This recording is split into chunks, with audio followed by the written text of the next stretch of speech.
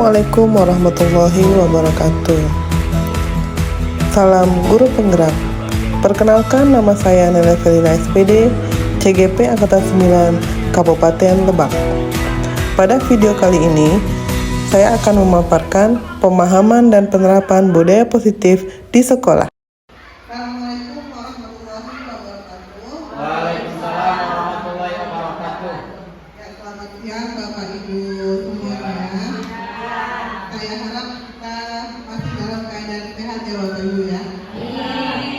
Sebelumnya saya minta maaf terlebih dahulu karena sudah mengganggu aktivitas Bapak Ibu. Baik, saat ini hari ini izinkan saya untuk memaparkan ya tentang pemahaman dan penerapan pengalaman budaya positif.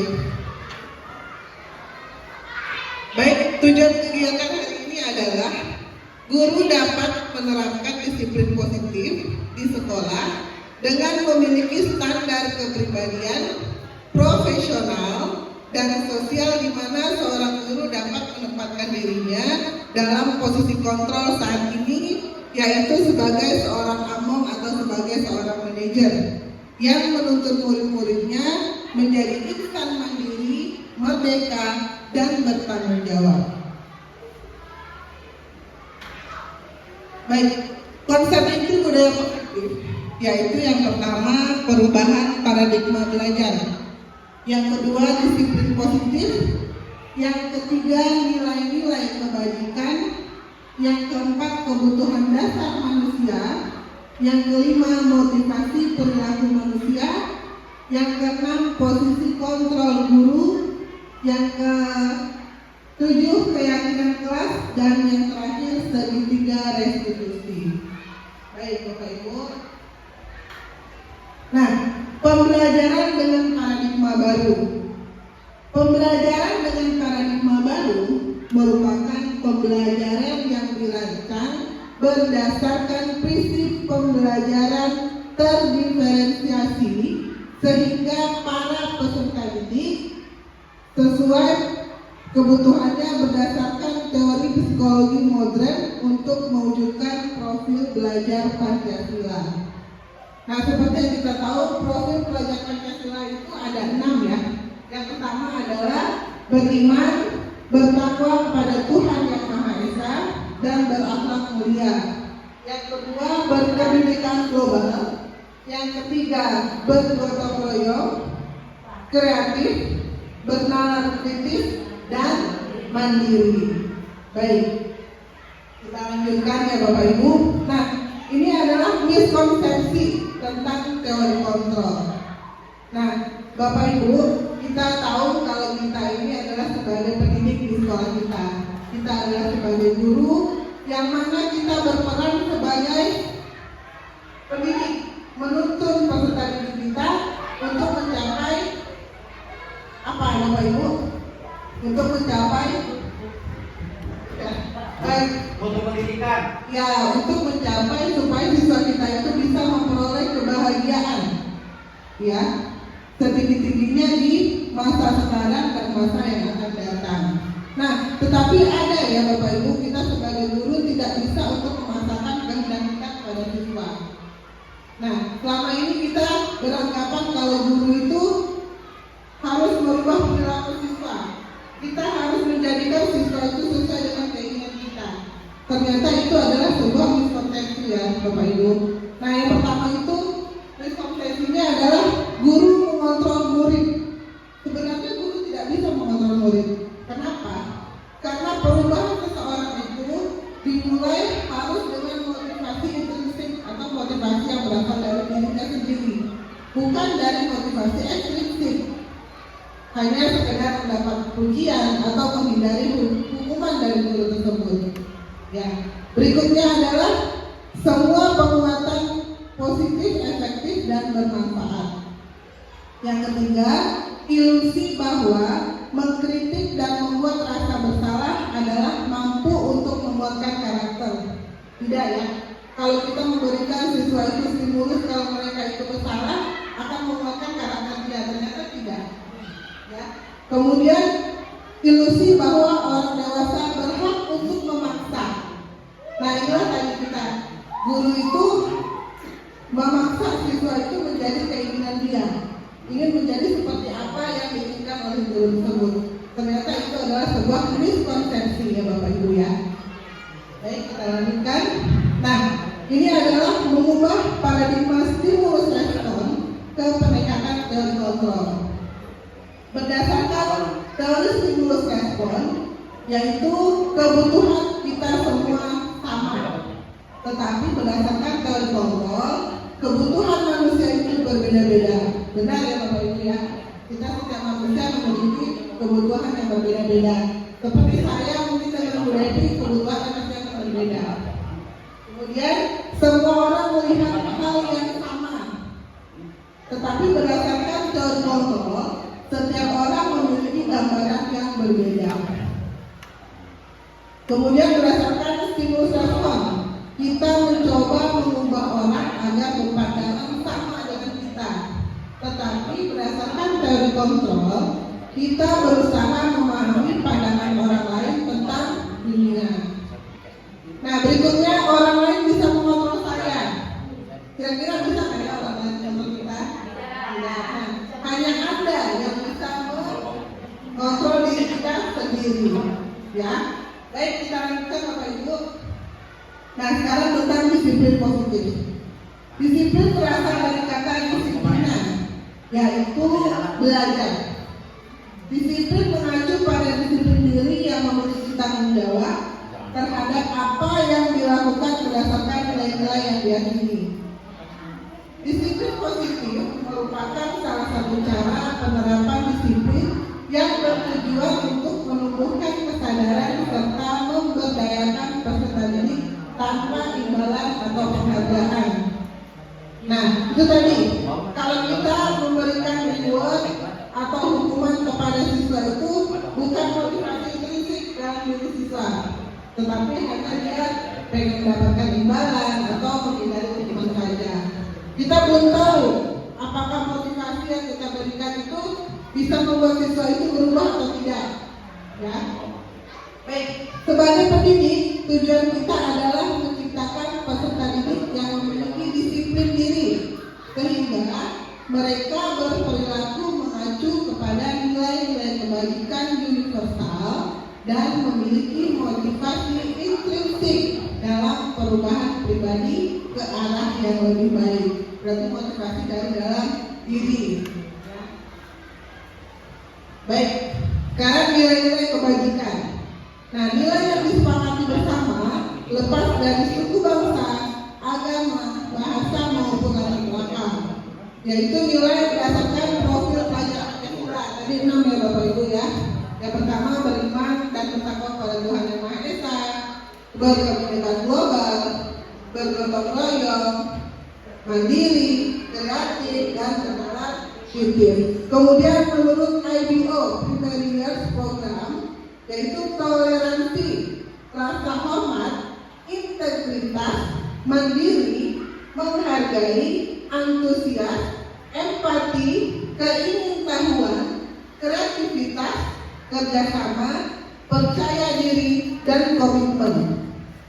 Berdasarkan keterampilan hidup atau life skill, dapat dipercaya, lurus hati, pendengar yang aktif, tidak merendahkan orang lain, dan memberikan yang terbaik bagi dirinya sendiri.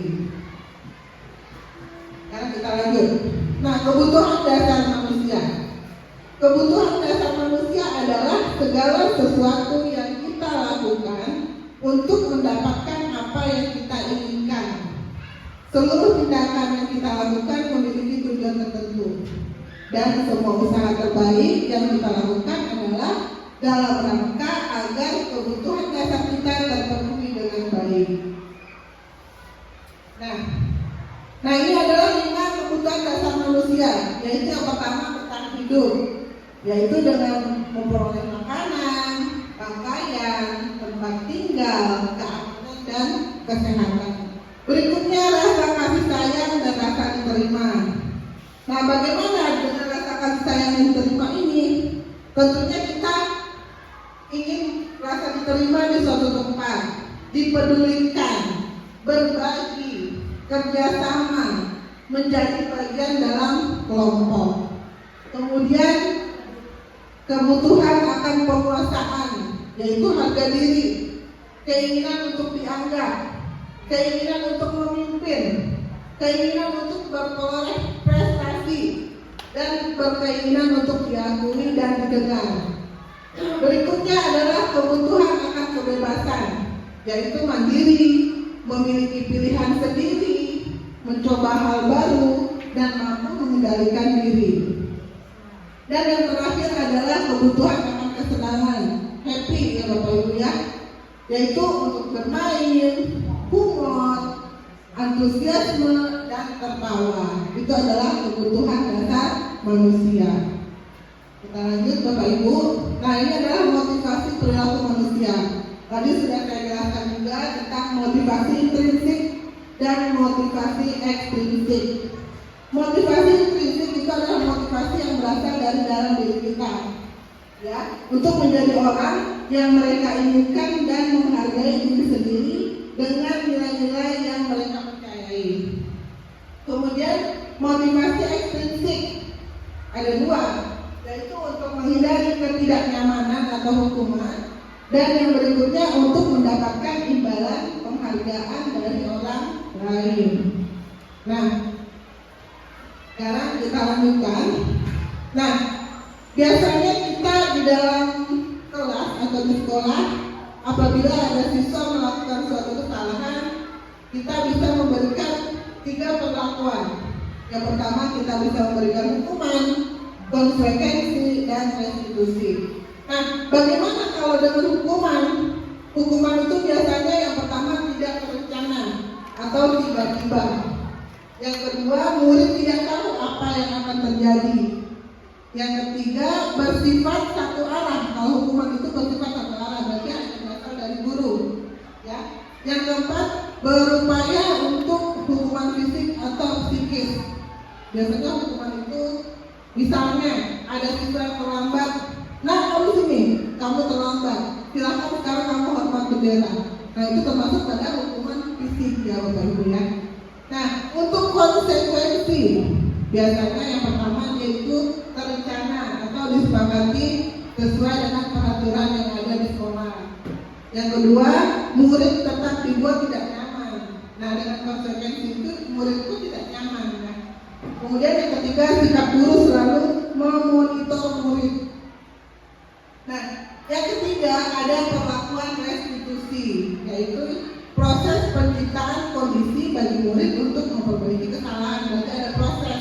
Kita ajak siswa untuk berdialog, kira-kira kesalahan mereka itu seperti apa. Kemudian siswa akan menentukan hukumannya sendiri. Kalau kita mengajak siswa untuk berdialog akan kesalahan yang sudah mereka perbuat. Berikutnya proses kolaboratif yang mengajarkan murid untuk mencari solusi sendiri. Nah misalnya ada siswa yang kabur pada jam pelajaran, kita ajak siswa itu berdialog, kenapa dia itu bisa kabur. Mungkin saja siswa itu bosan dengan pembelajaran. Nah kita ajak dia berdialog, kita tanyakan keyakinan kelas atau peraturan apa yang sudah dibuat atau disepakati di sekolah kalau siswa itu kabur pada saat jam pelajaran. Kemudian hukumannya apa, konsekuensinya apa, siswa yang menentukan. Tapi dengan bimbingan kita ya Bapak Ibu ya. Kita lanjutkan. Nah ini adalah 5 posisi kontrol kita sebagai guru. Apakah kita sebagai seorang penghukum, apakah kita sebagai seorang pemberi rasa bersalah, apakah kita sebagai teman, sebagai pemantau, atau sebagai manajer. Ini adalah posisi kita sebagai seorang guru. Nah nanti Bapak Ibu juga akan merasakan sendiri selama ini saya posisinya di mana ya. Kalau saya sendiri di tahun-tahun yang lalu biasanya saya itu berada di pemberi rasa bersalah, sebagai pemantau dan sebagai penghukum juga kadang-kadang. Baik, sekarang ada contoh kasus ya Bapak Ibu. Pada hari Senin saat upacara bendera di sekolah, ada beberapa siswa tidak memakai atribut lengkap, seperti tidak memakai dasi dan topi. Ada ya Bapak Ibu kita temukan kasus seperti ini? Nah, sekarang kalau posisi guru sebagai penghukum, ayo sana, hormat bendera selama 1 jam. Itu adalah posisi guru sebagai seorang penghukum. Tetapi kalau pemberi rasa bersalah, bagaimana nih? Kata gurunya, beberapa kali ibu bilang, ya, kamu harus mematuhi peraturan sekolah, tapi kamu terus saja mengecewakan ibu atau bapak. Nanti saya itu kan merasa bersalah kalau tidak dibuka ya. Pernah nggak bapak ibu melakukan itu? Pernah ya. Atau duduk ya anaknya ya, dia langsung merasa, oh saya salah gitu ya. Kemudian sebagai teman, ayo dong ikuti aturan sekolah, tolong bantu bapak atau ibu kali ini. Lain kali jangan berbuat seperti ini lagi ya. Nah itu kan masih enak didengar. Tolong dulu kamu ubah perilakunya. Besok pakai sepatu ya. Besok bajunya masukin ke dalam ya, biar rapi. Nah itu adalah posisi kita sebagai teman. Sekarang sebagai ya bu, yang bandel yang bandel kita jadikan sebagai teman, kita ajak dia untuk berdialog ya. Nah, sekarang posisi kita sebagai pemantau. Kamu sudah melanggar peraturan sekolah. Kamu tahu nggak konsekuensinya? Nah, setelah upacara, kamu beli atributnya ke koperasi dan jangan diulang lagi. Nah, itu adalah posisi pemantau. Nah, sekarang ada posisi sebagai manajer. Apakah kamu mengetahui kesalahanmu? Apakah kamu bersedia memperbaiki kesalahanmu? Nah, ini adalah posisi yang paling tinggi ya Bapak Ibu. Jadi kita menanyakan ke anak itu tentang keyakinan. Keyakinannya ini peraturan sekolah mana yang sudah dilanggar sama dia. Kita tanyakan kepada anak itu. Kemudian kita tanyakan apakah dia bersedia untuk memperbaiki kesalahannya. Nah, dengan begitu anak itu akan merasa nyaman, dia tidak akan merasa dihukum, tetapi ada perubahan moral atau perilaku pada siswa tersebut. Oh iya, saya sudah salah, saya sudah melanggar peraturan sekolah. Dengan begitu, dia akan tahu dengan kesalahannya ini, oh saya pasti akan dipanggil nih sama Pak Guru, sama Bu Guru gitu ya. Kemudian kita lanjut ya Bapak Ibu. Nah, sekarang kita masuk pada keyakinan kelas. Nah, kenapa keyakinan kelas dan bukan peraturan kelas? Tentunya Bapak Ibu sudah membuat keyakinan kelas ya? Sudah? ya. Nah, boleh saya bertanya sebentar, kira-kira contoh keyakinan kelas apa yang sudah Bapak Ibu buat? Belum. Ya? Salah satu contoh aja. Boleh kamu Mas? Untuk kesepakatan kelas itu Iya, sama. saat kita belajar, itu yang menjelaskan, kalian mendengarkan, setuju atau tidak, seperti itu. Ya boleh. Oh, berarti itu berupa dialog ya? Ya. Keyakinan kelasnya dipajang kamu? Oh enggak. Oh enggak, bisa ya? Keyakinan kelas itu? Sedikit. Oh gitu, ada? Ya. Contohnya apa? Kalau misalkan kemarin kayak sepakat ya kita ada jadwal piket. Kalau tidak piket berarti apa gimana caranya? Nah, itu kalau pulang sekolah jadi harus dia piket. Ya bisa ya, Bapak Ibu itu bisa kita jadikan sebagai keyakinan kelas. Berarti tadi ada kata tidak ya, tadi ada kata tidak. Nah, untuk membuat keyakinan kelas sebaiknya kita hindari kata positif, kata negatif. Kita ubah menjadi kalimat positif. Contohnya seperti tadi, tidak tidak melaksanakan piket berarti laksanakan piket setiap pulang sekolah. Nah itu kan berarti ajakan yang bisa mereka yakini kalau itu merupakan suatu peraturan sebenarnya, tetapi dijadikan keyakinan bagi mereka kalau dia tidak piket, wah ada yang kurang nih gitu ya. Kemudian ada lagi, untuk membuat keyakinan kelas itu sebaiknya kita mengajak siswa untuk mengungkapkan pendapat dia tentang peraturan sekolah, misalnya buanglah sampah pada tempatnya, kemudian saling menghargai, gitu, saling menyayangi, itu bisa kita jadikan sebagai keyakinan kelas supaya pada saat kita tertib. Kalau misalnya ada yang melanggar, dia berarti saya salah nih. Saya harus memperbaiki perilaku saya biar kelas kita itu nyaman. Pembelajaran itu bisa berjalan dengan lancar. Ya, kita lanjut. Nah, di sini ada pembuatan keyakinan kelas. Yang pertama adalah bersifat abstrak. Yang kedua berupa pernyataan universal. Yang ketiga dibuat dalam pernyataan positif ya. Jadi tidak menggunakan kata negatif, tidak atau jangan. Kemudian sedikit saja agar mudah diingat. Boleh kita buat misalnya 1, 2, atau 3. Kemudian yang keempat, sedikit saja agar mudah diingat ya sudah tadi ya. Kemudian sesuai dengan kondisi kelas dan sekolah sehingga mudah untuk diterapkan. Dan yang terakhir, semua warga sekolah dan warga kelas dilibatkan saat membuat keyakinan kelas. Nah, setelah keyakinan kelas ini kita buat, lebih baik keyakinan kelas itu dipajang supaya yang lain bisa untuk membaca dan mengingat keyakinan kelas itu. Bisa dipahami ya Bapak Ibu ya. Dan kita lanjut. Nah, ini adalah segitiga restitusi. Apa sih itu segitiga restitusi? Segitiga restitusi adalah suatu proses dialog yang dilakukan oleh guru atau orang tua agar dapat menghasilkan peserta didik yang mandiri dan bertanggung jawab. Nah, dalam segitiga restitusi ini ada 3 langkah ya. Yang pertama adalah menanyakan keyakinan, yang kedua validasi tindakan yang salah, dan yang ketiga menstabilkan identitas. Baik, kita lanjut. Nah, untuk menstabilkan identitas, berdasarkan prinsip membuat kesalahan adalah bagian dari proses pembelajaran. Bagaimana kata-kata yang kita berikan kepada anak pada saat melaksanakan segitiga restitusi ini ya? Yang pertama, berbuat salah itu wajar. Bisa kita gunakan juga, tidak ada manusia yang sempurna. Biasanya ini kita lakukan dialog ini apabila ada siswa yang melakukan kesalahan tadi ya Bapak Ibu ya, di mana kita menempatkan diri kita sebagai seorang manajer ya. Kemudian ibu atau bapak juga pernah melakukan hal itu. Ibu tidak mau mencari siapa yang salah, tetapi ingin mencari solusi dari permasalahan ini. Nah, contoh kalimat berikutnya adalah kamu berhak merasa begitu. Nah, ini adalah tujuan dari menstabilkan identitas. Kita stabilkan dulu.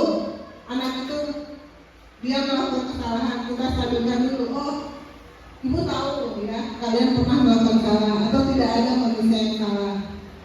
Supaya anak ini stabil dulu emosinya. Biar rendah dulu, benar. Kemudian baru kita masuk pada tindakan validasi tindakan yang salah.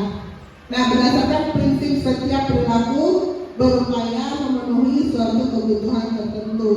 Nah, bagaimana langkahnya? Apa yang kita sampaikan kepada anak kita? Nah, seperti kamu pasti punya alasan mengapa melakukan hal ini. Nah, kita tanyakan ke anak, kenapa kamu melakukan kesalahan? Kenapa misalnya kamu terlambat datang ke sekolah?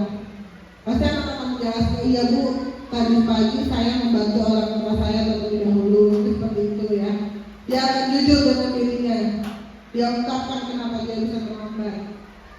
Kemudian, padahal kamu bisa melakukan hal yang lebih buruk lagi dari ini. Misalnya pada siswa berantem, misalnya dengan menonjolkan. Selain dia mukul, kita tanya, oh padahal kamu bisa loh melakukan hal yang buruk lagi daripada nonjok, tapi tidak kamu lakukan ya. Nah, kita gitukan itu kepada anak itu. Kemudian kamu patut bangga karena telah melindungi sesuatu yang penting buatmu. Nah, berikutnya kamu melakukannya karena mempertahankan sesuatu yang penting bagimu. Nah, ini adalah proses validasi tindakan yang salah. Selanjutnya adalah menanyakan keyakinan. Setelah kita menstabilkan identitas, kita tanyakan permasalahannya apa. Langkah berikutnya adalah menanyakan tentang keyakinan kelas. Hal apa yang kita bisa utarakan kepada siswa? Misalnya, apakah keyakinan kelas kita? Kemudian nilai-nilai apa yang telah disepakati bersama? Nah, jadi keyakinan kelas itu bisa kita jadikan sebagai acuan bagaimana untuk menyelesaikan masalah yang dihadapi oleh siswa kita. Kemudian seperti apa gambaran kelas yang ideal menurut kamu? Berikutnya, kamu ingin menjadi orang yang seperti apa? Nah, itulah tadi langkah tentang segitiga restitusi. Nah, demikianlah Bapak Ibu ya, tentang budaya positif yang kita terapkan di sekolah. Baik, saya akhiri saja pemaparan hari ini. Saya ucapkan terima kasih sekali lagi karena sudah mengganggu waktu Bapak Ibu. Saya akhiri saja. Wabillahi taufiq wal hidayah. Assalamualaikum warahmatullahi wabarakatuh. Berikutnya adalah praktek membuat keyakinan kelas. Assalamualaikum warahmatullahi wabarakatuh. Selamat pagi semuanya. Bagaimana kabarnya hari ini? Ya, alhamdulillah ya. Kita bisa datang ke sekolah dengan keadaan sehat. Baik, sebelum kita mulai belajar, kita tepuk semangat dulu ya. Ya, kita semangat ya. Oke, tepuk semangat.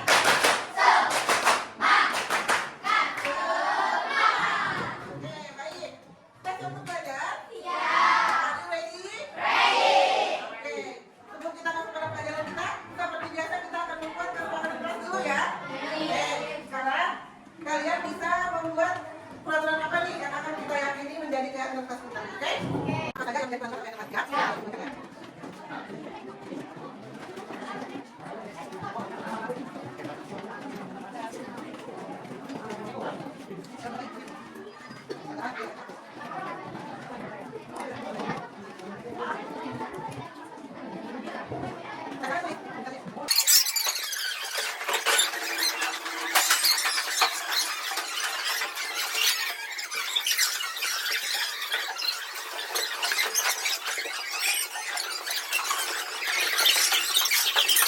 Kita membuat ya, kita baca satu-satu ya.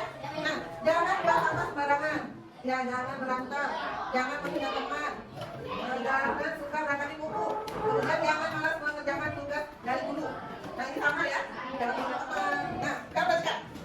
Dalam membuat keyakinan kelas, kita harus menghilangkan kalimat negatif. Apa itu kalimat negatif? Ucapan jangan atau tidak ya. Kita ubah menjadi ucapan yang positif supaya kita bisa mengingat ya. Nah, kalau kita ubah menjadi ucapan yang positif, otomatis kita akan membuat sebagai keyakinan kita dalam melaksanakan peraturan atau tata-tata. Oke, saya yang pertama ya. Jangan buang sampah sembarangan. Nah, kira-kira kalau jangan buang sampah sembarangan, kita ubah menjadi kalimat